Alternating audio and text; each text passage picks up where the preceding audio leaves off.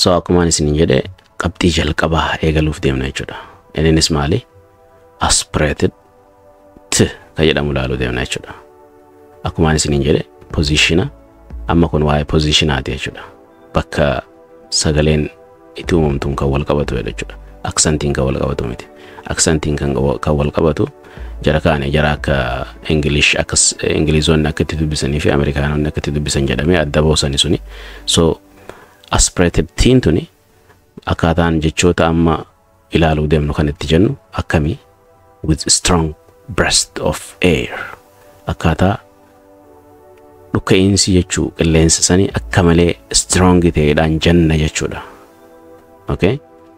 Aspirated t happens when t is at the beginning of a stressed syllable. Syllable yeroo jennu maal jechuudha? Birsaga jechuudha. Afaan Oromootiin akka yaadutti jechi tokko yeroo jennu bakka inni itti adda baba'u jechuudha. Birsaga meeqa qaba jedhama? Fakkeenyaaf jechi tap jettu yoo adda murre tap birsaga tokko qaba. Fakkeenyaaf jechi beautiful jedhu beautiful birsaga sadii qaba bakka sagaleen itti dhadhaabachuu danda'u yeroo jennu. So keessaafu inni amma nuti jechuu deemnu maali? It happens when t is at the beginning of a stressed syllable. Keessaafu jecha jalqabaa san irratti silabilii jalqabaa san irratti gaqqabaa deemna jechuudha yeroo dhukaasnu kana jechuudha. Fakkeenya wajjin ilaalle ifata. Jecha tap jettu stress ka goone yookiin gaqqabnee irratti kan gadi qabnu isa kamii jecha t irratti malee o fi p kana irratti miti jechuudha. Tap jenna jechuudha. Top ni jenna dhugaadha. Okay? Garuu akka beekamaan akkaataan Ameerikaan bareedaan itti dubbisnu tap jennee dubbisna. Tap maaliin godheen hin dheeresse irratti hin gaqqabee jechuudha. Silabilii jalqabaati irratti gaqqabuudhaan dhukaasta jechuudha. Tap gizeettu sagaluma as keessaa baate ilaalame. Okay? Tap. So strong burst kan jedhan sana jechuudha. Dhuka'insa qilleensaa yeroo jecha san jettu. Keessaafu kan ati dhukaastu eessatti jalqaba isaa kanarratti jechuudha. Kanas fudhadhu. Time yoo jetta time. What time is it jedhama fakkeenyaaf. What time yeroo jettu sagaleen kee baay'ee silabilii jalqabaa yookiin birsaga isa jalqabaa kanarratti gadi qabuudhaan dheeressuudhaan jenne jechuudha. What time is it jedhama tokko. What time is it way jedha. What time is it jettee yoo jenne maal jette siin jedha jechuudha. Hin galuuf. Sorry. Excuse me siin jechuu danda'a jechuudha. So baay'ee gaqqabne jechuudha. Yeroo aspirate goonu yookiin immoo aspirated t yeroo jennu jechoota kanneen isa jalqabaa silabilii jalqabaa stress goonu yookiin gaqqabne jenne jechuudha. Fakkeenyaaf kanallee fudhadhaa. Jechoota aspirated ta'e keessaa tokko isa kana jechuudha. Yeroo take jettu kamtu dheerata. Gama kanaami kanarratti gaqqabnaami. Yaa hundi isaanii kan amma listi isinii godhu amala kana qaban jechuudha. Take fudhachuu jechuudha. Okay. Kan biraa table wajjetta. Table gabatee jechuudha. Yeroo jecha kana jennus ni dheeressina. 10 so strong burst kana chee godhaa deema. Godhan jechuudha. Akkasuma jecha teacher jedhu yoo fudhattan. Teacher jetta malee teacher jettu jechuudha. Teacher. Okay. Barsiisaadha. Ticket hin jettu. Where is my ticket? Okay. Ticket ni eessa jira. Tiger. Have you ever seen tiger? Ta gateero tiga qabdu akkasi qabdu jechuudha. Qeerransa jechuudha. Okay. Jecha kana seero jettu. Tall jedhame. Dheeraa jechuudha. He's tall. She's tall. Okay, inni dheeraa isheen dheertuudha.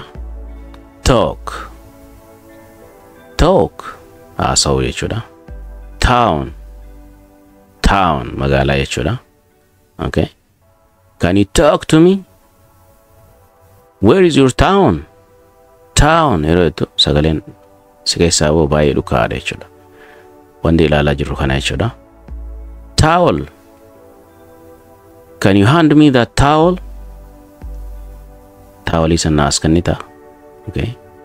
Towel ma jennaan jechuudha afaan oromootiinis yoo isin beektan wanta yeroo qaama dhiqataniif kana ifin goggoisan kana jechuudha afaan oromootiin maal akka ta'e komentii jala na kaa'adha isa suuraa irratti agartan kana jechuudha kan biraa tea shaayii jechuudha can you make me tea okay team garee jechuudha can you make team? Where is your team? Gareen kee teamiin kee isa jiran jechuudhaaf. Title hin jennu jechuudha. Title kanarratti qabna jechuudha isa duraa kanarratti. Silabilii jalqabaa kanarratti. So aspirated warra jedhaman keessaa jarri kanneen akka jiran. Okay. Pay attention. Okay. Title jechuun maal jenne mata dureedha jechuudha. What is the title of your book? What is the title of your book? Osinyam toko kitabni kee mata dureen isaa maal jedhama? What is the title of that movie you have seen yesterday? Mata dureen filmii ati kale ilaalte maal jedhama? Waan akkasiiti yeroo jettu dhageessa jechuudha. Title yeroo jedhamu akka dheeratu akka gadi qabamu sagaleen strong breast akka ta'ee fi kana ilaaluudha jechuudha yeroo jechoonni sun haasaamu filmaa ta'u waan adda addaa oduu haa ta'u yeroo jedhamu kanaan wal qabatu kana fuulduraaf yoo isin afaan dhufe inni hubattu jechuudha salphumatti. Okay, isa lammaffaa geenye jirra. Aspirated jedha. Inni reefu laallee aspirated tidha. Okay, aspirated t soundidha. So inni kun immoo unaspirated faallaa isaati jechuudha. Unaspirated yookiin immoo with little or no burst of air jennaan jechuudha. So isa kana maaltu adda godha? Dhukaanii qilleensaa jechuudha xiqqaataa jechuudha asirratti yookiin immoo jecha tokko keessatti inuma hin jiru ta'a jechuudha. So akka isa kan duraa aspirated jennee ilaallee san hin ta'u jechuudha. Sun baay'ee dhukaadha. Inni kun immoo baay'ee xinnaadha jechuudha dhukaanii isaadha. Garaagarummaan isaanii kana jechuudha. Inni biraa this happens when t sound comes after sagalee s jedhamtu booda yoo dhufte jechuudha. S hin jennuuni s jennaan jechuudha. Maaliif dubbachiistu malee yookiin immoo vaawolii malee dubbisnaa jechuudha. Waa'ee sagalee yeroo dhufu sagalee hundayyuu yeroo dubbifnu dubbachiistu malee dubbifna jechuudha. S jedhamti jechuudha. Akkuma kuni t jedhamtutti kun maal jedhamti? S jedhamti jechuudha. So this happens when t comes after s at the beginning of words. This happens kun kata'u yoomi when t comes after s at the beginning of words. Maal jenne yeroo sagaleen t jedhamu kun sagalee s jedhamu booda dhufe jechuudha. At the beginning of words jalqaba jechaarratti jechuudha. Kuni yeroo kanatti maaltu uumama? Okay, little or no burst of air. Qilleensi xiqqaa yookiin immoo jiraachuu dhabuyyuu danda'a jechuudha al tokko. Okay, yeroo jechi sun jedhamutti jechuudha. For example, jecha kana furannu. So fakkeenya kana yoo ilaalle jechi kun kan eegaluun sagalee s jedhamtuun eegala. San booda sagalee maaltu itti aanee dhufa? Fayyaduu dhufa jechuudha. S fi fayyaduu dhufa jechuudha. S fi t hin jennuun yeroo sagalee jennutti jechuudha. Okay, waa'ee leetarii yoo fudhatte S T U V W jechaa deemnaan amma suni leetarii jedhaniin. Sagaleen garuu sanirraa adda. Kanaaf akka nuti jecha tokko dubbisnu nu gooti jechuu waa'ee sagalee barachuun. So asirratti akka ibsa argaa jirrutti okay, when t comes after s at the beginning of words jennee miti.